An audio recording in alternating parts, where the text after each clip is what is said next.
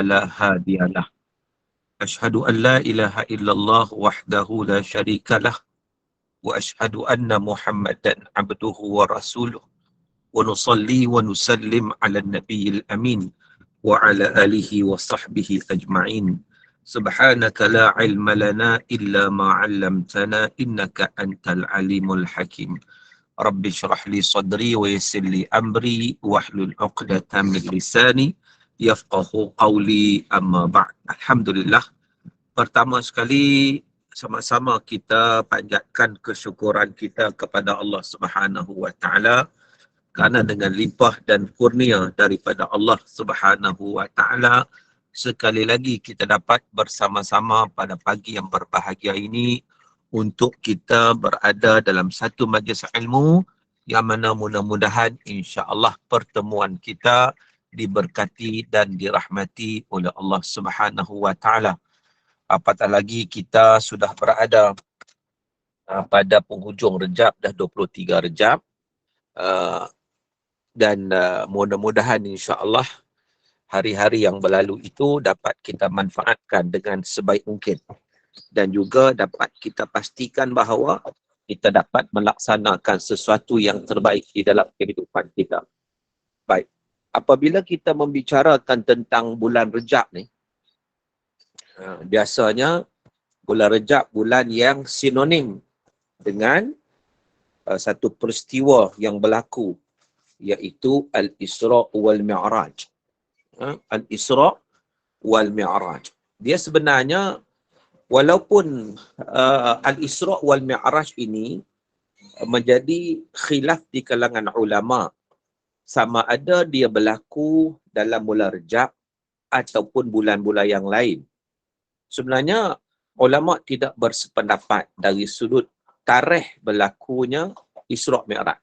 Cuma ulama bersependapat ianya berlaku sebelum hijrah Nabi SAW. Ianya berlaku sebelum hijrah Nabi. Namun begitu, bilakah ia berlaku, bulan apakah, maka di situ ada pelbagai pandangan yang dikemukakan oleh para ulama. Antaranya menyebut bulan Rabiul Awal sebagaimana yang disebut oleh Al-Imam An-Nawawi rahimahullah. Ada sebut ia berlaku pada bulan Rabiul Awal. Ada yang kata berlaku pada bulan Zulqa'dah, ada yang kata berlaku pada bulan Zulhijjah. Ada yang kata berlaku pada bulan Syawal dan sebagainya. Namun begitu, pandangan yang masyhur sebagaimana yang kita ketahui, ianya merujuk kepada 27 Rejab. Maka ini masyhur. Tapi macam saya sebut tadi bahawa dari ketetapannya itu tak dapat dipastikan kerana berlaku khilaf yang banyak bila ia berlaku. Sebab itu kalau orang tanya, Ustaz ada tak puasa Isra' Mi'raj? Kalau kita kata ada puasa Isra' Mi'raj, nak puasa bila? Sedangkan waktunya pun menjadi khilaf di kalangan ulama, kan? Maka tidak ada kaitan puasa Isra' Mi'raj. Ada orang dia terlajak lagi bukan setakat puasa Isra' Mi'raj. Dia ada sembahyang sunat Isra' Mi'raj, dia ada mandi Isra' Mi'raj. Ini perkara yang tidak sepatutnya diadakanlah kerana ia tidak ada asal usulnya. Adapun Isra' Mi'raj itu memang satu peristiwa agung, peristiwa besar yang berlaku kepada junjungan besar baginda Nabi SAW. Yang mana para ulama menyatakan bahawa peristiwa Isra' Mi'raj ini merupakan mukjizat yang kedua besar yang berlaku pada Nabi selepas daripada mukjizat Al-Quranul Karim. Dan peristiwa Isra' Mi'raj ini dirakamkan oleh Allah dalam Quran, dalam surah Al-Isra' dan juga surah An-Najm. Surah Al-Isra' menceritakan tentang Isra' dan surah An-Najm menceritakan tentang Mi'raj. Jadi, tuan-tuan yang dirahmati Allah, sepintas lalu kita lihat apa maksud Isra', apa maksud Mi'raj. Isra' ni maksud dia rihlatun ardiyah. Itu maksud Isra'. Rihlatun ardiyah iaitu merujuk kepada perjalanan di atas darat. Perjalanan di atas darat ataupun di atas muka bumi. Jadi rihlatun ardiyah Isra' ni iaitu perjalanan Nabi dari Masjid Haram ke Masjid Aqsa. Itu nama dia Isra'. Yang disebut oleh Allah Ta'ala dalam Al-Quran, dalam surah Al-Isra' ayat yang pertama. Subhanalladzi asra bi'abdihi lailan minal masjidil haram ilal masjidil aqsa alladzi barakna haulahu linuriyahu min ayatina innahu huwas sami'ul basir. Sadaqallahul azim. Kata Allah, Maha Suci Allah yang memperjalankan hambanya pada waktu malam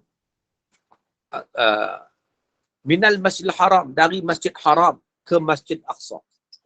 Untuk Allah Ta'ala tunjukkan keagungan dan kebesaran Allah Subhanahu Wa Ta'ala. Jadi maknanya, tuan-tuan dan puan-puan yang dirahmati Allah, Isra' ni, ringkas ceritanya adalah perjalanan Nabi dari Masjid Haram ke Masjid Aqsa. Itu nama dia Isra'. Adapun Mi'raj, ia merujuk kepada Rihlatul Samawiyah, perjalanan langit. Iaitu perjalanan Nabi dari Masjid Aqsa ke Sidratul Muntaha, melepasi langit yang ketujuh. Itulah disebut sebagai Mi'raj. Jadi peristiwa ini satu peristiwa yang agung yang berlaku pada Nabi SAW. Kata para ulama, ianya sebagai tanda kasih sayang Allah kepada Nabi. Dan untuk Allah memberi hiburan kepada Nabi, memberi ketenangan kepada Nabi, yang mana kita tahu bahawa sebelum berlakunya Al-Isra' wal Mi'raj itu, Nabi menghadapi pelbagai perkara yang mendukacitakan. Antaranya ialah apa? Nabi kehilangan orang yang Nabi sayang, Khadijah radhiyallahu anha. Nabi kehilangan Abu Talib yang banyak membantu dakwah Nabi. Sehingga digelar tahun itu dipanggil Amul Huzun, tahun duka cita. Tahun duka cita. Kemudian Nabi SAW, tak kala Nabi pergi ke Taif nak berdakwah, orang Taif, mereka bukan sekadar tidak menerima dakwah Nabi, tetapi mereka melontar batu kepada Nabi sehingga mengalir darah sehingga ke kaki Nabi. Sehingga kan malaikat pun rasa simpati. Malaikat penjaga gunung, penjaga bukit bukau memberi keizinan ataupun menyatakan malaikat sanggup mengambil bukit bukau gunung ganang untuk menghempap kepada pondok Taif. Tapi Nabi SAW tetap sabar. Nabi mengangkat tangan berdoa kepada Allah. Allahumma ilaika ashku dha'fa quwwati wa qillata hilati wa hawani 'alan nas. Jadi tuan-tuan yang puan-puan yang dirahmati Allah, dalam suasana yang seumpama itu, begitu keperitan, kedukaan yang dialami oleh Nabi, lalu Allah Subhanahu Wa Ta'ala perjalankan Nabi dalam peristiwa Isra' dan Mi'raj untuk memberi kebahagiaan kepada Nabi, memberi ketenangan kepada Nabi, menghiburkan Nabi. Seolah macam ni lah, macam kita ni, Nabi SAW ni menjadi tetamu Allah. Dibawa tunjuk, Allah tunjukkan kebesaran Allah. Tengok langit, tengok dia punya kehebatan dan keagungan Allah Subhanahu Wa Ta'ala. Maka ini sikit sebanyak memberi ketenangan kepada junjungan besar baginda Nabi SAW. Yang bermaksud bahawa Allah tidak mensia-siakan, Allah tidak meninggalkan Nabi. Sebaliknya, Allah akan sentiasa memberi kemenangan dan kebaikan kepada Nabi dan juga kepada orang yang beriman kepada Allah Subhanahu Wa Ta'ala. Tuan-tuan yang dirahmati Allah Subhanahu Wa Ta'ala sekalian. Dan sebenarnya dalam peristiwa Isra' dan Mi'raj ni, kalau kita nak cerita memanglah panjanglah tentang bagaimana Nabi nampak keadaan neraka, keadaan syurga dan pelbagai lagi. Cuma yang saya nak sebut di sini ialah poin yang paling utama daripada peristiwa Al-Isra' wal Mi'raj. Poin yang paling utama, hikmah yang paling penting dalam peristiwa Al-Isra' wal Mi'raj. Apakah hikmahnya ataupun apakah poin yang paling utama dalam peristiwa tersebut? Dia sebenarnya kalau kita melihat sesuatu yang tujuan Allah Ta'ala memperjalankan Nabi dalam peristiwa Isra' dan Mi'raj sebenarnya dengan tujuan yang paling utama ialah menganugerahkan ibadah salah. Ibadah salat. Itu sebenarnya tujuan Isra' dan Mi'raj.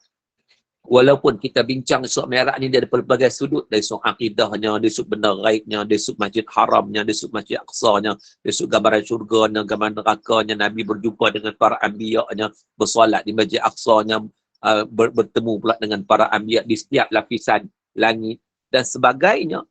Tetapi itu semua suatu peristiwa yang berlaku dalam peristiwa Isra dan Mi'raj. Tetapi tujuan utama Isra dan Mi'raj itu apa? Apakah fokus utama? Ianya adalah merujuk kepada kefarduan solat. Itu. Sebab itulah kalau kita lihat solat ini perkara yang paling penting. Kerana ia begitu istimewa sehingga Nabi diangkat untuk menerima kefarduan solat. Syekh Yusuf Qaradawi dalam buku beliau Al-Ibadah fil Islam. Beliau kata apa? Hebat tak hebatnya ibadat solat sekiranya nak dibandingkan dengan ibadat yang lain. Ialah ibadat salat difardukan di langit. Berbeza dengan ibadat yang lain, difardukan di bumi. Jadi di situ menunjukkan keagungan ibadat salat tersebut apabila nak dibandingkan dengan ibadat yang lain. Maknanya, Allah nak bagi ibadat salat ni, Allah angkat kedudukan Nabi SAW, dibawa ke satu tempat yang tak manusia lain tak boleh sampai. Dia disebut sebagai Sidratul Muntaha. Kadang-kadang orang tertanya-tanya pula sebab bila mana kita sebut Nabi diangkat bertemu dengan Allah, apakah Allah berada di situ? Lalu timbul persoalan, Allah itu bertempat ke? Jadi di sini saya ingin memberi satu analogi untuk kita lebih faham. Bukan maknanya Nabi diangkat bertemu Allah di Sidratul Muntaha, Allah duduk kat situ. Sebab Allah tidak bertempat. Kan? Jadi maknanya begini, kalau kita nak fahamnya ialah, katakan ada seseorang ni kalau orang rajin duk tengok filem-filem orang dulu-dulu lah, filem-filem yang mengisahkan tentang keperisikan, perisikan ataupun James Bond dan sebagainya lah, maka dia mendapat satu tugasan. Katakan seorang perisik ni, dia mendapat satu tugasan daripada bos dia. Tugasan dia bos dia. Lalu untuk mendapat tugasan itu yang istimewa itu, dia dibawa naik kapal terbang, kemudian landing di satu pulau, naik pula bot sampai ke satu pulau, masuk pula satu tempat yang istimewa macam kapsul macam tu, masuk dalam kapsul tu, tiba-tiba datang suara, datanglah gambaran, datanglah satu suara yang menyatakan daripada bos dia, kamu dikendaki buat sekian begini. Lepas habis dia dapat tu, dia pun keluar dari kapsul tu pun meletup, boom, meletup. Persoalannya ialah apa? Di mana bos dia? Ada dalam kapsul tu ke? Tak ada pun. Tapi nak menunjukkan bahawa dia dibawa ke tempat yang sangat istimewa untuk menerima tugas daripada bos dia. Bukan maknanya bos dia duduk kat situ. Kalau bos dia duduk kat situ, meletup dengan kapsul dengan buah-buah dia meletup sekali. Tapi bos tak ada kat situ. Nak ceritanya bahawa ketika mana Nabi diangkat ke Sidratul Muntaha, itu menunjukkan bahawa Nabi diangkat ke tempat yang sangat-sangat tinggi, yang sangat-sangat istimewa untuk menerima satu ibadah yang sangat istimewa, iaitu solat 5 waktu sehari semalam. Sebab itu tuan-tuan dan puan-puan sekalian, ibadat solat ni satu ibadat yang paling utama dalam kehidupan kita. Sebab tu tajuk kita kaitan Isra dan Mi'raj dan solat ini nak menunjukkan bahawa solat ni satu ibadat yang paling utama selepas daripada kita mengucap 2 kalimah syahadah. Lepas kita mengucap 2 kalimah syahadah, lepas kita solat, perkara pertama yang wajib untuk kita ambil perhatian adalah solat. Sebab itu dalam hadis Nabi menyatakan bahawa as-salatu imaduddin. Solat itu tiang agama. Man aqamaha faqad aqamaddin. Siapa yang mendirikan solat, maknanya dia mendirikan agama. Wa man tarakaha faqad hadamaddin. Sesiapa yang meninggalkan solat, maknanya dia meruntuhkan agama. Apatah lagi dalam hadis Nabi SAW, Nabi menyatakan awwalu ma yuhasabul abdu yaumal qiyamah as-salat. Perkara pertama yang akan dihitung oleh Allah di hari akhirat adalah solat. Jadi bayangkan, kalaulah itu perkara pertama dihitung oleh Allah, kalaulah kita berjaya, insya-Allah yang lain pun berjaya. Tetapi kalau solat fail, agak-agak bagaimana ibadat-ibadat yang lain, sudah tentu akan gagal juga. Maka dengan sebab itu di sini menunjukkan kepada kita betapa pentingnya ibadat solat di dalam kehidupan kita. Sebab itulah Allah Ta'ala menjadikan pelaksanaan ataupun penganugerahan ibadat solat itu bukan di bumi tetapi di langit, di Sidratul Muntaha. Satu penganugerahan yang terindah yang diberi kepada Rasulullah dan juga umat Nabi Muhammad SAW, iaitu kepada kita. Maka dengan sebab itulah sebagai orang Islam, kita wajib untuk mengambil berat terhadap ibadat salat. Tidak boleh mengabaikan walau sedikit sekalipun. Sebab itu di dalam Al-Quran Allah Ta'ala menyatakan fawailul lil musallin alladhina hum an salatihim sahun. Kata Allah, fawailul lil musallin, neraka wil lah bagi orang salat. Ataupun celakalah bagi orang solat. Kita kata takkan orang solat tu celaka, ayat tu tak habis lagi. Macam orang katalah, oh celaka dia ni makan. Takkan makan pun apa celaka. Tak habis lagi ayat tu. Celaka bagi orang makan. Makan apa? Makan benda yang haram. Contohnya. Kan? So nak kena hati-hati buat makan tu begitu. Jadi bila Allah sebut, fawailul lil musallin, celakalah bagi orang yang solat. Kan? Celakalah bagi orang solat. Wail itu maksudnya celaka. Kata Imam As-Suyuti dalam Ad-Durrul Mansur, dia kata wail adalah wadin fi jahannam, satu lembah dalam api neraka jahannam. Sebab tu orang dulu dia terjemah wail ini sebagai neraka wil. Neraka wil, celakalah neraka wil bagi orang yang solat. Siapa? Siapa? Iaitu orang yang alladzina hum an salatihim sahun, orang yang lalai daripada salat mereka. Kadang-kadang tuan-tuan sekalian, orang banyak silap faham terhadap ayat ni. Banyak sekali saya mendapati ada orang yang menafsirkan ayat ini dengan menyatakan kita tak boleh lalai dalam solat, siapa lalai dalam solat masuk neraka wil. Ini satu tafsiran yang tak apa nak tepat. Sebab apa? Sebab kalaulah dikatakan bahawa lalai dalam semayang ni masuk neraka wil, saya nak tanyalah yang mengikuti perbincangan kita pada pagi ni, kita ni pernah lalai dalam semayang? Dalam solat yang kita tunaikan, pernah tak kita lalai? Ataupun memang kita khusyuk 100%, tak pernah lalai? Kan? Jadi di situ ada yang jawab, pernah lalai. Kalaulah disebut lalai dalam solat neraka wil, maknanya pakat semua masuk neraka wil semua lah. Sebab itu sebenarnya kena faham dalam konteks ayat Al-Quran yang Allah Ta'ala sebut fawailul lil musallin, celakalah neraka wil lah bagi orang salat, alladzina hum an salatihim sahun, iaitu mereka yang lalai daripada salat, bukan lalai dalam salat. Itu ada beza. Penggunaan perkataan an, bukan fi.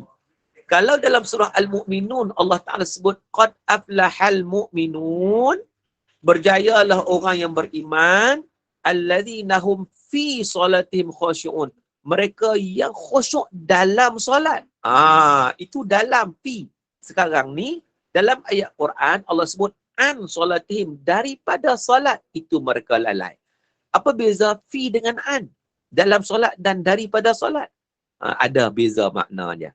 Allah Ta'ala tak kata bahawa fi solatihim sahun, mereka lalai dalam solat. Tak kata begitu. Tapi Allah sebut an solatihim sahun, mereka lalai daripada solat. So ada beza makna. Sebab itu Ibnu Kathir dalam tafsir Al-Quranil Azim menyatakan bahawa maksud lalai daripada solat ialah mereka yang meninggalkan solat. Makna dia tak solat. Ataupun dia sengaja melengah-lengahkan waktu solat sehingga keluar waktu. Akhirnya dia tak solat. Sampai keluar waktu. Kenapa? Kerana itu sifat orang munafik. Sifat orang munafik ni, mereka ni sebenarnya, mereka bukan nak solat pun. Kalau nak solat pun lebih kepada nak menunjuk-nunjuk kepada orang beriman. Alladzina yura'un, mereka ini nak tunjuk-tunjuk pada orang beriman seolah-olah mereka ni beriman, tapi hakikatnya mereka bukan beriman pun. Sebab itu mereka lalai daripada solat mereka. Kadang mereka tinggalkan solat terus, kadang mereka melengah-lengahkan sampai habis waktu. Itu keadaannya. Maka dengan sebab itu Maksud daripada ayat itu sebagaimana yang disebut oleh para ulama, fawailul lil musallin alladzina hum an salatihim sahun. Neraka bagi orang salat yang lalai daripada salat, merujuk kepada orang yang meninggalkan salat atau tidak melaksanakan salat. Itu maksud dia. Jadi memanglah oleh kerana salat itu merupakan ibadat yang paling utama selepas mengucap 2 kalimah syahadah, tiba-tiba orang tu selamba je dia tak solat. Selamba je dia tidak ditinggalkan solat. Maka sudah tentulah balasannya neraka di sisi Allah Subhanahu wa ta'ala. Bahkan dia dikira sebagai meruntuhkan agama dia sebab dia tidak melaksanakan ibadat solat tersebut. Adapun orang lalai dalam solat, dia tak sampailah neraka wil. Cuma bila lalai dalam solat ni, dia akan mengurangkan pahala. Sebab itu, dalam hadis Nabi SAW, Nabi cerita orang yang solat ni pahalanya ada pelbagai. Ada yang dapat 1/8, ada yang dapat 1/6, ada yang dapat 1/4. Jadi kategori pahala itu mengikut keadaan seseorang itu tahap kelalaiannya. Sebab lalai lawan dia khusyuk. Kalau dia khusyuk betul dalam solat dia, dia dapat markah paling tinggi lah, pahala banyak. Tapi ada lalai sikit. Lalai macam mana? Takbir-takbir teringat pasal malam. Takbir-takbir teringat nak masak apa hari ni. Contoh macam-macam lah.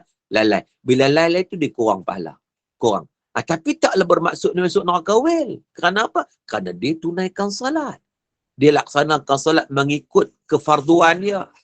Dia mengikut apa? Syarat-syarat rukun-rukun semua cantik solat, cuma kadang-kadang khusyuk dia tak berapa sangat, maka pahalanya berkurang dekat situ. Itu maksudnya.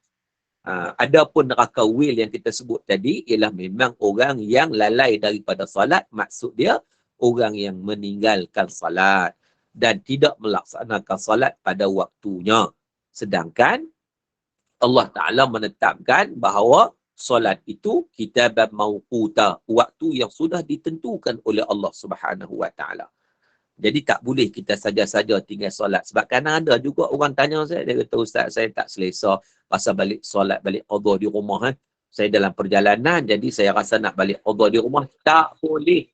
Solat ni bukan macam tu. Ibadat solat ni dia ada waktu yang ditentukan yang kita tidak boleh mengabaikan. Nak qada berikut suka tu tak boleh. Kalau ibadat lain, memang ada rukhsahnya. Sebagai contoh, kalau ibadat puasa. Puasa ni, kalau kita sakit, kita boleh buka puasa. Macam Allah Ta'ala sebut dalam Quran, "Man kana minkum maridan aw ala safarin fa'iddatun min ayyamin ukhra." Barang siapa di antara kamu sakit atau bermusafir, dia boleh buka puasa dan dia ganti pada hari yang lain. Mana ada rukhsah untuk buka puasa. Puasa Ramadan lah. Kan? Jadi maknanya ada kelonggarannya untuk dia tak puasa tapi dia ganti pada hari yang lain. Orang yang tak ada kemampuan, maka dia boleh tangguhkan untuk dia tak pergi haji sebab dia susah. So dia tak laksanakan kewajipan haji, tak apalah sampai dia mampu. Maknanya ibadat ni dia boleh tangguh lah atau boleh qada dan sebagainya. Tetapi tidak bagi solat tak boleh. Solat ni sama ada kita sihat ke, kita sakit ke, tetap kita kena solat. Sama ada kita kaya ke, kita miskin ke, tetap kena solat. Jadi maknanya itu keadaan solat. Walau dalam keadaan apa sekalipun, selagi mana kita sedar, kita waras, maka wajib kita solat. Dia tak boleh saja, tak apalah aku nak qada, tak boleh. Sebab itu kata para ulama, sampaikan sehingga kan kalaulah kita berada dalam keadaan faqidut tahurain. Apa maksud faqidut tahurain? Iaitu kita tidak dapat menyucikan diri. Maknanya nak ambil wuduk pun tak ada, nak bertayamum pun tak ada. Sedangkan kunci kepada solat itu adalah suci. Sebagaimana kata Nabi, miftahus solah at-tuhur. Anak kunci kepada solat itu adalah bersuci. Tetapi bila mana kita tak dapat bersuci, dipanggil faqidut tahurain. Kalau kita solat pun solat kita tidak sah. Namun begitu di sini para ulama menyatakan kita tetap kena solat juga walaupun kita tak punya wuduk sekalipun, tak mampu nak ambil wuduk, tak mampu nak tayamum, tapi tetap kena solat. Dinamakan solat itu solat hormat waktu. Kerana apa? Kerana waktu yang berlalu itu dia tak akan dapat dikembalikan, tak dapat qada waktu tersebut. Maka dengan sebab itu kita solat juga, dipanggil solat hormat waktu. Nanti bila kita dah okey nanti barulah kita qada semula solat kita. Tetapi solat yang pada waktu itu tetap wajib ditunaikan. Begitu sekali keadaan solat. Sebab tu janganlah kita bermunah-mudah dalam solat ni sampai tahap kadang-kadang kalau tak selesa aja pergi shopping komplek lah apa semua, tak payah nak solat, balik solat di rumah, balik qada. Itu tidak boleh, haram dan berdosa besar. Bahkan dia termasuk dalam ayat fawailul lil musallin. Jadi maknanya neraka wil, celaka bagi orang yang seumpama itu. Sebab itu tuan-tuan dan puan-puan sekalian, dalam peristiwa Isra' dan Mi'raj ini menggambarkan kepada kita betapa besarnya kedudukan solat itu, betapa agungnya kedudukan solat itu. Sebab itu kalau kita melihat Nabi SAW menganjurkan kepada kita, bahkan mengarahkan kepada kita dengan sabda Nabi, muru auladakum bisalah wa hum abna' sab'in sinin. Kata Nabi, suruh anak kamu solat umur 7 tahun lagi. Dalam ibadat-ibadat lain Nabi tak sebut hadis macam tu. Nabi tak sebut suruh anak kamu puasa sejak umur 7 tahun. Tak ada. Hanya solat Nabi sebut. Menunjukkan bahawa kefarduan utama itu terletak pada solat. Kemudian diikuti oleh ibadat-ibadat yang lain. Diikuti oleh ibadat-ibadat yang lain. Kadang-kadang ada orang dia kata lah tak selesa lah nak solat, tak jumpa surau. Ada juga orang sebut begitu, tak jumpa surau. Jadi saya nak solat macam mana? Sebenarnya dalam Islam ni solat ni mudah sangat. Sehingga kan dalam hadis Nabi SAW, Nabi kata apa? Innama ju'ilatil ardu masjidah. Dijadikan muka bumi ni semua tempat solat. Kalau tak jumpa surau, tempat tepi jalan je. Solatlah kat mana pun, boleh solat. Jangan nak turun surau je, tempat kita tak apalah banyak surau, tempat yang tak ada surau bagaimana? Kan? Ni kadang-kadang orang kita ni satu cari surau kat airport contohnya. Baru ni saya minggu lepas saya di Korea, di Seoul. Dia ada tempat solat tapi kadang-kadang kita cari tak adalah apa besar kan, waktu dah nak habis. Maka nak cari surau pakai tak solatlah kita, solat subuh pula tu. Maka kita solat di atas di dalam bangunan itu, mana-mana tempat tak ada masalah, boleh aja solat. Kadang-kadang orang malu sekali orang tengok. Mengapa kita malu dalam melaksanakan perintah Allah Ta'ala? Tak perlu malu. Semua tempat boleh kita sujud asalkan tempat itu bersih saja, bukan nanti surau. Kan? Bukan nanti surau masjid. Maka kat mana-mana saja kita boleh melaksanakan ibadah solat. Dan itulah sesuatu yang wajib kita utamakan di dalam kehidupan kita. Kerana ia ibadat yang paling utama dan disepakati oleh para ulama bahawa ibadat salat adalah ibadat badaniyah yang paling utama berbanding dengan ibadat-ibadat yang lain. Maka dengan sebab itu dalam apa juga keadaan hendaklah kita memelihara salat kita dengan cara yang terbaik. Dan itulah kita kata kaitan Al-Isra' wal Mi'raj dengan salat. Maka Nabi kata muru auladakum bisalah wa hum abna' sab'i sinin. Suruh anak kamu salat sejak mereka berumur 7 tahun. Wadribuhum 'alaiha wa hum abna' 10 sinin. Pukul anak kamu yang tak nak solat kalau mereka umur 10 tahun tak nak solat lagi. Tapi kadang-kadang kita yang berlaku pada hari ini, kalau anak tak solat 10 tahun biasa, relax ya. 15 tahun tak solat, relax biasa. Tapi kalau anak tak belajar, tak baca buku untuk SPM, dia marah sungguh, dia bising. Seolah-olahnya bahawa SPM itu lebih penting daripada solat itu sendiri. Sedangkan solat itu merupakan tiang agama. Jadi, kita kata, hendaklah kita mengambil berat dalam bab solat ini, dan yang paling pentingnya, macam mana kita nak pastikan supaya kita dapat laksanakan solat itu dengan betul, berdasarkan rukun fardu dia dengan betul, dengan tepat. Seringkali kita sebut, sebab sampai hari ni pun saya dapati ada orang masih lagi tak boleh membezakan mana yang fardu, mana yang sunat. Macam semalam ada orang tanya saya, Ustaz, saya tertinggal doa kunut, kemudian terlupa pula nak sujud sahwi, adakah sah solat saya? Jadi maknanya di situ menunjukkan dia tak faham tentang solat itu juga. Kerana kalaulah meninggalkan yang sunat, dia tak menjejahkan solat. Yang menjejahkan solat batal tak batal ni ialah perkara yang berkaitan dengan rukun. Jadi maknanya kita pastikan bab rukun, bab syarat kita dapat laksanakan dengan cara yang terbaik. Kemudian seterusnya solat juga, untuk kita mendapat solat yang berkualiti, kita nak pastikan solat kita itu dilaksanakan dengan khusyuk. So macam mana nak khusyuk ni? Kalau kita lihat pandangan yang dikemukakan oleh Imam Ghazali, dia bagi tahu pada kita nak khusyuk solat ni bukan semata-mata dalam solat. Sebelum solat lagi kita buat preparation, kita buat persiapan dan persediaan. Contohnya kita ambil wuduk. Masa ambil wuduk tu biarlah wuduk kita tu sempurna. Wuduk yang terbaik. Macam mana? Kata Imam Ghazali, kita berdoa ambil wuduk. Masa kita basuh muka, kita doa, Ya Allah, bagilah muka aku berseri-seri di hari akhirat kelak. Begitu. Masa kita basuh tangan kanan, kemudian waktu tu kita doa, Ya Allah, bagilah aku mendapat catatan amalan di sebelah kanan. Ketika mana kita basuh tangan kiri, Ya Allah, bagilah aku dijauhkan daripada catatan amalan sebelah kiri. Kan? Ketika mana kita menyapu sebahagian kepala, Ya Allah, bagilah aku mendapat naungan di arasmu, Ya Allah. Ketika mana kita basuh kaki, doa pula, Ya Allah, bagilah kakiku ni tetap teguh dalam melalui atau melintasi titan siratul mustaqim, titan sirat. Jadi maknanya wuduk lagi kita dah pasang niat dah, kita pasang kita kata ingatan kita kepada hari akhirat. Maka pada ketika itu bila kita datang menunaikan salat, insya-Allah waktu itu kita dapat tunaikan salat dengan penuh keikhlasan, penuh rasa perhambaan kita kepada Allah Subhanahu Wa Taala.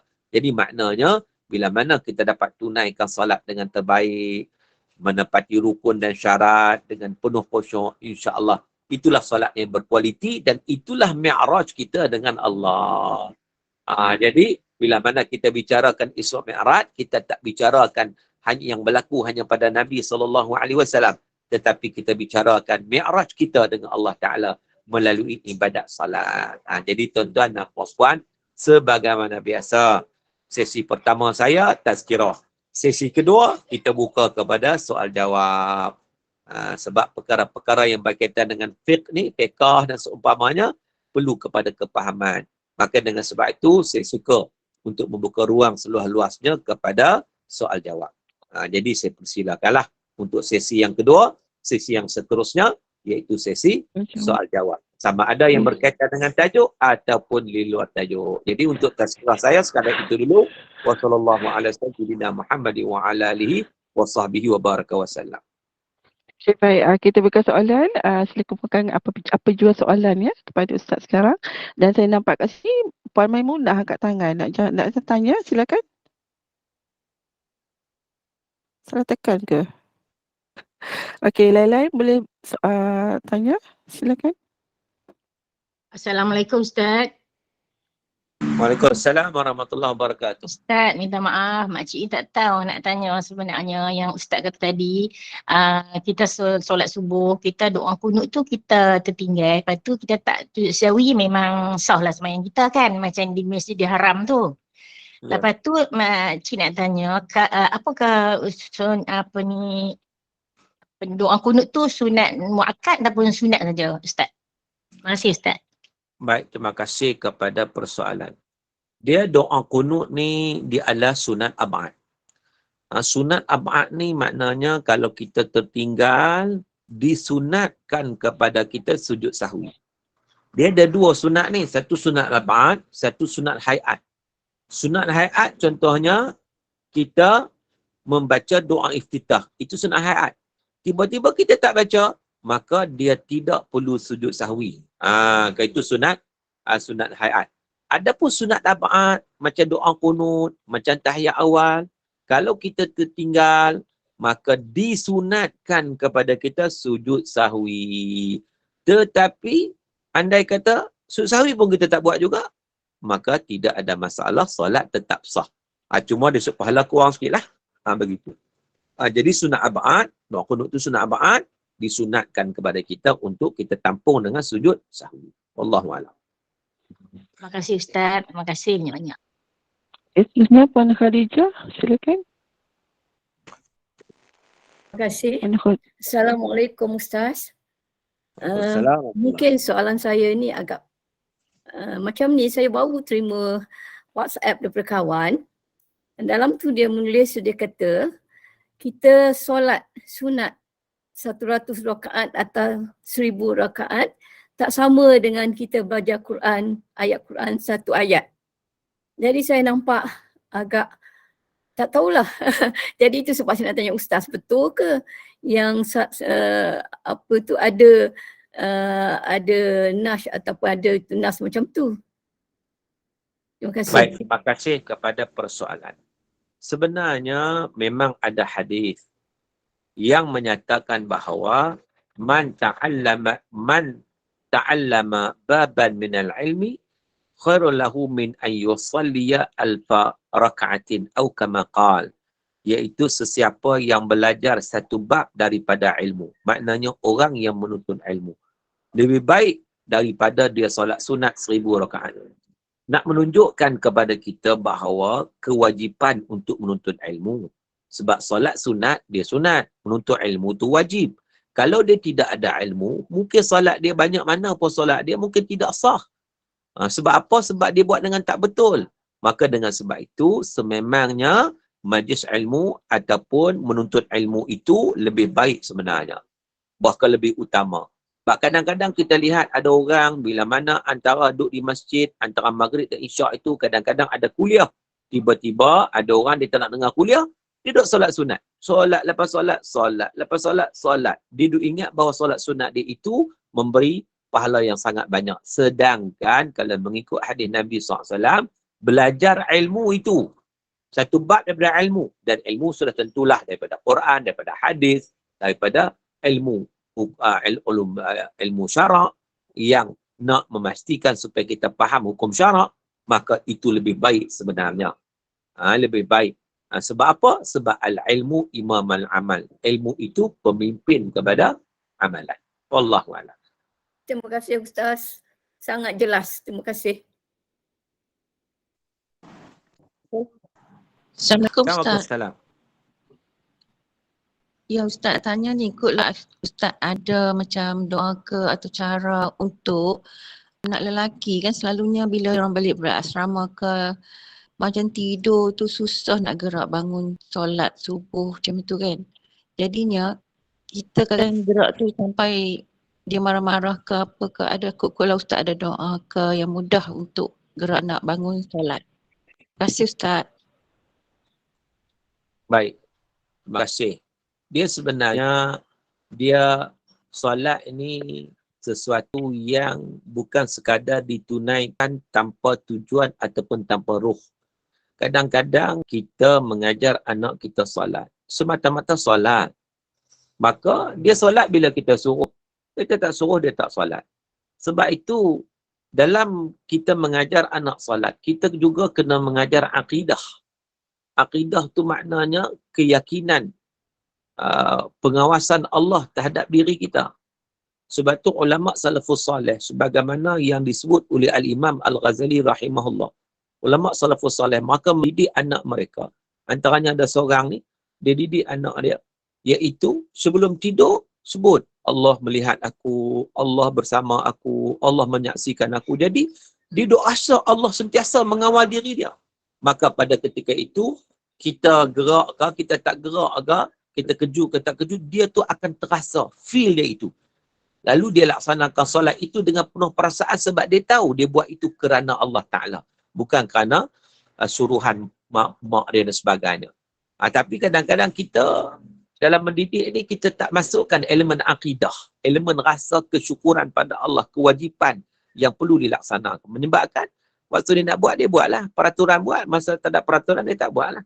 Jadi itu masalahnya. Namun begitu sebagai ibu, kita jangan berputus asa. Kita terus memberi nasihat. Kita terus berdoa kebaikan kepadanya. Apa-apa doa pun tidak ada masalah. Doa dalam bahasa Melayu pun boleh. Minta doa lepas kita solat, ya Allah berilah petunjuk dan hidayah kepada anakku ini. Supaya dia bersemangat, sentiasa bermotivasi untuk menjadi hamba-Mu yang taat. Apa-apa doa tidak ada masalah untuk kita mendoakan. Terutama doa dari seorang ibu yang insya-Allah mulutnya masin. Mudah-mudahan ianya memberi kesan kepada anak tersebut. Wallahualam. Assalamualaikum Ustaz. Waalaikumsalam. Ustaz, saya nak tanya, misal katalah kita semayang baca doa iftitah dan bila rakaat kedua kita kata, aku ni dah baca betul Alhamdulillah ni, dah baca belum? Bila rakaat kedua tu kita terlupa macam tu, kita rakaat kedua tu kita gantikan pada rakaat pertama, boleh ke Ustaz? Kemudian kita buat sujud sahwi. Kena buat sujud sahwi ke Ustaz? Baik. Fatihah itu adalah rukun. Sekiranya kita benar-benar tidak membaca Fatihah, sememangnya kita kena membaca semula Fatihah tersebut. Ataupun kita menambah satu rakaat lah. Apabila ia sudah berlaku pada, kita teringat pada rakaat kedua, baru kita teringat bahawa kita tak baca Fatihah pada rakaat pertama tadi, maka kita menambah satu rakaat kerana terlupa. Ada disunatkan sujud sahwi. Tak sujud sahwi pun tak apa, tapi disunatkan kerana kita terlupa. Tetapi kita kena tambah satu rakaat lah kerana Fatihah itu merupakan rukun. Dia kena baca. Dia rukun, bila rukun ni tak boleh ditinggalkan dalam solat. Wallahualam. Jadi Ustaz, misal kata kita dah teringat tu, kita rakaat kedua tu kita ganti pada rakaat pertama balik lah ya Ustaz ya? Dia tak perlu ganti, maknanya dia teruskan macam biasa, cuma tambah satu rakaat saja lagi. Sebab menggantikan yang pertama. Maksud saya kita tak perlu keluar daripada semayang lah. Tak perlu. Tak perlu keluar. Teruskan. Maknanya yang kedua tu jadi yang pertama lah. Yang rakaat kedua tu jadi yang pertama lah. Tapi kena sujud sahwi juga ke Ustaz? Sunat saja. Kalau tak buat pun tak apa ya Ustaz ya? Tak apa. Okey, terima kasih Ustaz. Assalamualaikum Ustaz. Saya baca soalan dulu. Saya nak tanya saya nak tanya tentang solat hajat Ustaz. Apa nama ni, kalau kita baca dalam solat hajat selepas Fatihah, ayat kursi 7 kali, surah Ikhlas 11 kali ya Ustaz. Baik. Dia sebenarnya dalam solat hajat ini tidak ada satu ketetapan khusus kita nak baca surah apa selepas daripada surah Fatihah. Pulang kepada kita nak baca ayat kursi ke, nak baca surah Al-Kafirun ke, nak baca surah Al-Ikhlas ke, nak baca sekali ke, 3 kali ke, tidak ada satu ketetapan daripada hukum syarak. Adapun yang kita jumpa dalam buku-buku itu cadangan saja. Macam saya boleh bagi cadangan juga, ayat kursi baca 11 kali, surah Al-Ikhlas baca 11 kali, maka itu tidak ada isu sebenarnya. Sebab tidak ada satu ketetapan khusus daripada hukum syarak untuk kita membaca apa-apa mana-mana surah dengan bilangan yang tertentu. Jadi mengikut yang kita nak baca lah, terpulanglah. Sama ada kita rakaat pertama lepas Fatihah kita baca ayat kursi, atau kita baca surah Al-Kafirun, rakaat kedua kita baca surah Al-Ikhlas, terpulang pada kita. Wallahualam. Satu lagi Ustaz, waktu sujud Ustaz, yang kita baca la ilaha illa anta subhanaka inni kuntu minaz zalimin tu, itu macam mana? Wajib ke? Kalau tak faham. Bacaan tersebut tidak wajib. Tak baca pun tak apa. Tak baca pun tak apa, baca pun tak apa. Dia bukan satu kewajipan. Tidak, dia tak wajib. Jadi boleh kita baca, boleh kita tak baca. Okey, terima kasih Ustaz. Saya baca soalan pada apakah hukumnya mengaji Al-Quran secara perlahan dengan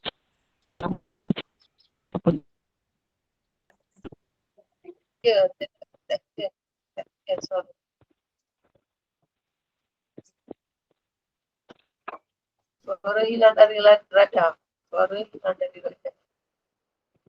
lalu tak on.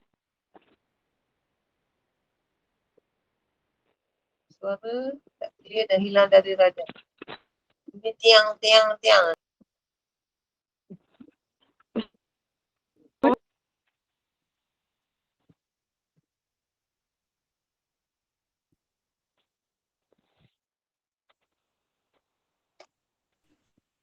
Suara tak ada. Dia tadi saya soalan Ustaz? Tak dengar. Tak ada suara no, tak ada suara langsung. Soalan siapa? Sunyi sepi. Sunyi sepi. Kita beralih pada soalan seterusnya. Boleh ke Ustaz ataupun macam mana? Boleh. Boleh. Silakan perempuan yang ingin bertanya lagi. Silakan. Ada lagi soalan? Teruskan. Kan? Assalamualaikum Ustaz. Ya, Waalaikumsalam. Saya nak tanya pasal bacaan dalam solat ya Ustaz. Sebagai contoh bila kita mengangkat takbiratul ihram tu, kan macam tu kita kena tebalkan tapi kita tak tebalkan atau kita tak tahrimkan. Bagaimana Ustaz hukum? Baik. Dia yang paling penting dari sudut sebutan dalam rukun qauli adalah makrajnya. Adapun tebal, nipis itu lebih kepada keelokkan bacaan. Dia tidak menjejaskan bacaan. Sebab dia tidak lari makna. Adapun kalau kita ubah huruf, makhraj dia berbeza, huruf kita bertukar, maka itulah yang menyebabkan membatalkan solat kita sebab dia merupakan rukun. Tetapi kalau tebal nipis, dengung saja, dengung korang, dengung lebih, itu tidak ada masalah. Bahkan dia hanya merujuk kepada keelokkan sahaja, tidak menjejaskan solat tersebut. Okey, tapi kalau kita mengangkat takbiratul dekat tempat Allah tu, mungkin kita termatkan dia ke bagaimana tu Ustaz? Adakah the whole solat kita itu tidak diterima? Baik, kalau Allahu Akbar ini kita tak boleh memancangkan A. Contoh kita sebut Allahu Akbar, tak boleh. Sebab makna dia lari, membatalkan solat kita. Ataupun kita memanjangkan bar. Contohnya, Allahu Akbar. Begitu. Itu membatalkan solat kita. Kerana makna dia sudah lari. Yang boleh panjang dekat Allah saja. Contohnya, Allahu Akbar. Begitu. A pendek, bar pendek. Tak boleh panjang. Sebab bila kita panjang, contohnya kita sebut Allahu Akbar, maksud dia adakah Allah itu maha besar? Jadi makna dia sudah berbeza. Maka ianya membatalkan solat. Jadi sebutan kena betul. Allahu Akbar. Begitu. Okey, terima kasih Ustaz. Ustaz. Okey, Assalamualaikum Ustaz. okey, silakan. Saya nak tanya, bolehkah kita kita buat semayang Zuhur, kalau kita sakit lah, macam susah nak pergi ke tandas, nak ambil uduk kan masalah, kita semayang Zuhur dekatkan kepada waktu asar, boleh ke?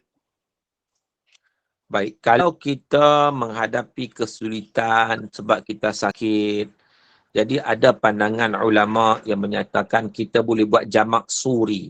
Jamak suri ni makna apa? Kita solat zuhur akhir waktu, tapi masih dalam waktu zuhur lah. Kemudian masuk waktu asar, kita solat asar awal waktu. Kerana kita kesulitan untuk ambil wuduk setiap waktu, kesakitan, nak bergerak payah dan sebagainya, tidak ada orang nak tolong. Jadi menyebabkan kita tak boleh nak maintain setiap waktu, maka dibenarkan dalam keadaan macam tu untuk kita buat macam tu. Maknanya kita buat zuhur tu di hujung waktu tapi masih lagi dalam waktunya, kemudian masuk asar kita buat awal waktu. Jadi kita menggunakan wuduk yang sama. Kerana menjadi kepayahan kepada kita untuk berulang kali ambil wuduk. Boleh. Oh, okey. Terima kasih Ustaz. Okey, saya baca soalan ni Ustaz ya. Ya. Daripada Pak Rusni, Assalamualaikum Ustaz. Nak tanya apakah hukumnya kita mengaji Al-Quran secara perlahan sambil mendengar ceramah agama secara live ataupun online? Baik, kita nak melakukan satu pekerjaan ni, kita tak dapat buat dua benda dalam satu waktu. Kalau kita baca Quran, kita fokus pada Quran. Kalau kita dengar kuliah, kita fokus pada kuliah. Salah satu. Sebab kalau kita nak buat dua-dua, sekali dua-dua kita tak dapat. Kita tak dapat nak khusyuk, tak dapat nak memberi perhatian dan kemungkinan juga sambil baca Quran kita dengar kuliah, kita silap faham. Kan? Berlaku silap faham. Maka dengan sebab itu, kita fokus pada satu-satu. Buat satu-satu. Dengar kuliah dulu, lepas tu baca Quran. Begitu. Saya pada sini. Assalamualaikum Ustaz.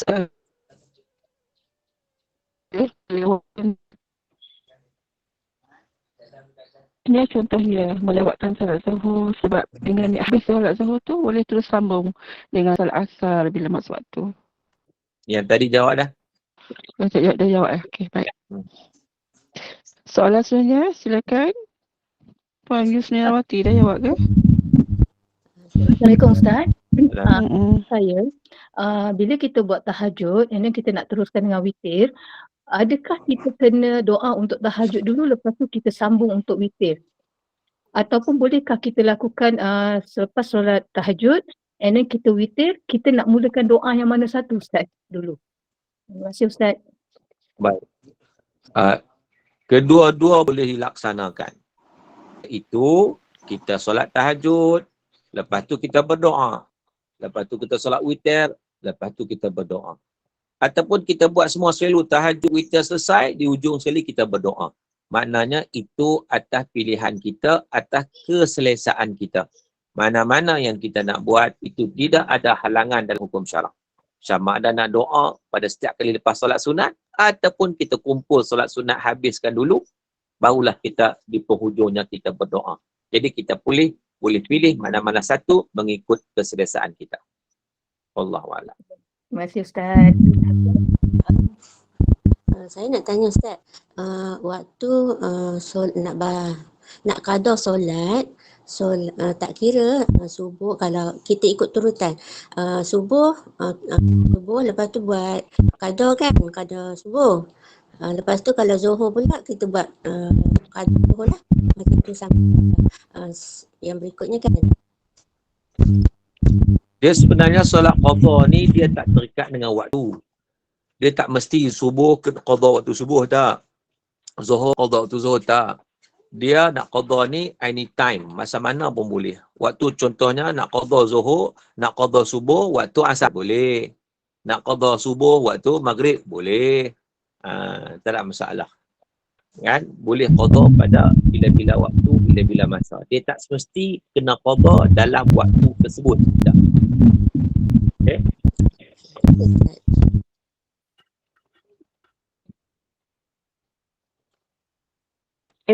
Assalamualaikum Ustaz. Salam.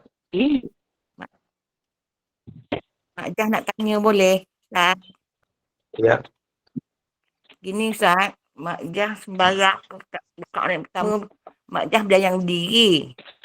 Andai dalam tarawih nanti, sebab baca ayat lazim tu panjang kan? Mak Jah tak habis lagi, tu Mak Jah duduk boleh tak? Tengah orang baca. Baik. Terima kasih Mak. Dia solat tarawih adalah solat sunat. Bila solat sunat ini sememangnya kita dibenarkan solat secara duduk. Walaupun kita mampu diri, tetapi kita tak nak diri. Kita nak solat duduk. Boleh. Nabi kata salatul qa'id nisfu ajril qa'im. Solat duduk ni dapat pahala separuh daripada solat berdiri. Maknanya kita mampu berdiri tapi kita nak duduk. Boleh sebab dia solat sunat. Begitu juga boleh kalau kita nak berdiri duduk. Berdiri lepas tu tak larat kata duduk. Boleh juga. Jadi pernah dalam satu ketika Nabi SAW solat malam, solat qiyamul lail, Nabi baca panjang. Nabi lah kena duduk. Lepas tu dekat 20-30 ayat terakhir baru Nabi bangun berdiri. Maka itu dalilnya. Maknanya solat sunat ni ikut kita lah. Kita nak berdiri ke, kita nak duduk ke, boleh. Nak baring pun boleh. Begitu. Nak berdiri dulu mana duduk pun boleh. Gitu. Okey, terima kasih Ustaz. Saya baca daripada Ibi, sekiranya makmun dahului perbuatan imam, sama ada sengaja atau tak sengaja, adakah sekiranya makmum mendahului imam dengan sengaja batal solat. Tapi kalau dengan tidak sengaja maka tidak membatalkan solat.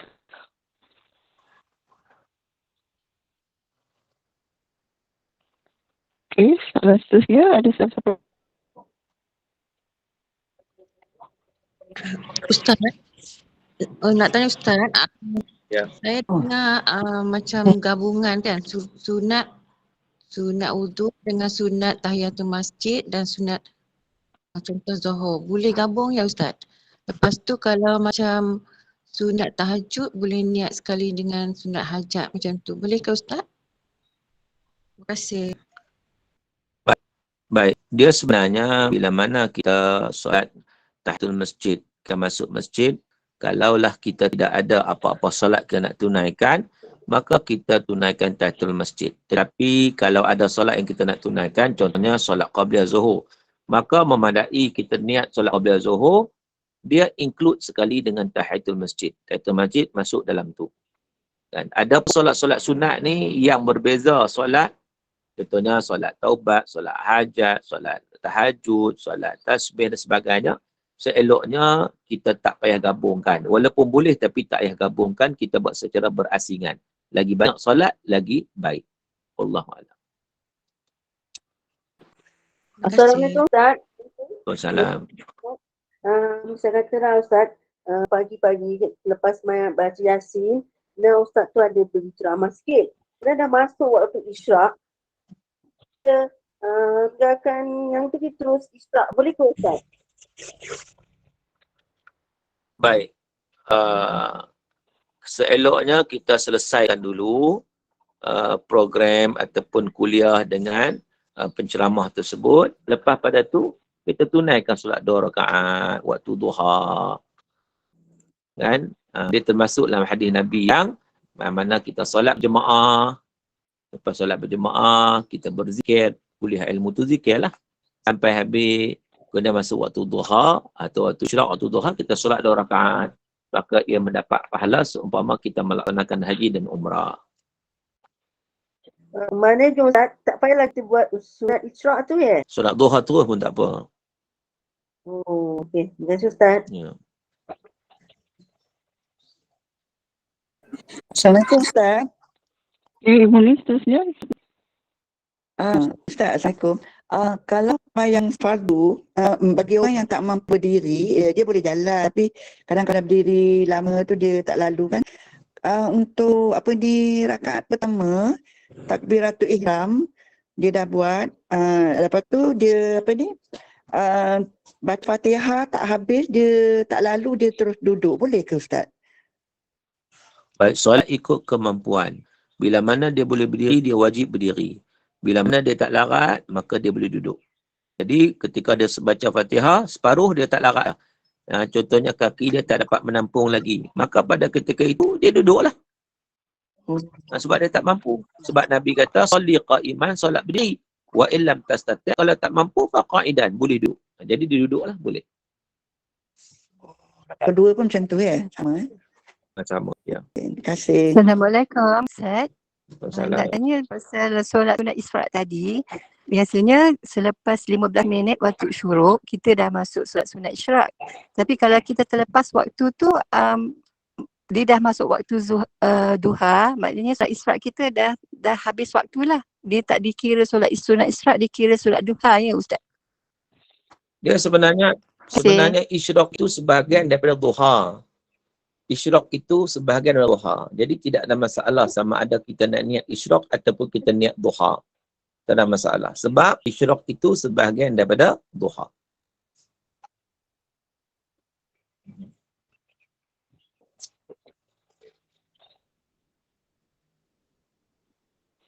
Ustaz, saya setakat itu saja Ustaz ya. Okey. Saya terakhir. Okey, terima kasih. Alhamdulillah, syukur atas pengajian ilmu yang disampaikan oleh Ustaz Profesor Madya Dr. Muhammad Suki. Semoga dapat memahami kita semua. Dan selanjutnya kita akan ikuti kuliah seterusnya bersama dengan Al-Fadhil Ustaz Ahmad Nasim, pengajian kitab Fiqh Akbar pada pukul 10.10 nanti. Dan Ustaz kita tutuplah dulu, tangguhkan dulu dengan kafaratul majlis dan surah Al-Asr. Baik, jadi moga-moga sedikit perbincangan kita pada pagi ini diberkati dan dirahmati oleh Allah. Dan moga-moga kita dapat meningkatkan kualiti solat kita dari semasa ke semasa. Sebab solat merupakan ibadat yang pertama dan utama.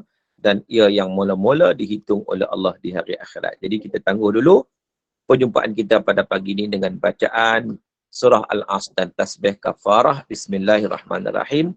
Wal 'asr innal insana lafi khusr illa alladhina amanu wa 'amilus solihat wa tawassaw bil haqq wa tawassaw bis sabr Subhanakallahumma wa bihamdik asyhadu an la ilaha illa anta astaghfiruka wa atubu ilaik. Wabillahi taufiq wal hidayah. Assalamualaikum warahmatullahi wabarakatuh. Assalamualaikum warahmatullahi wabarakatuh.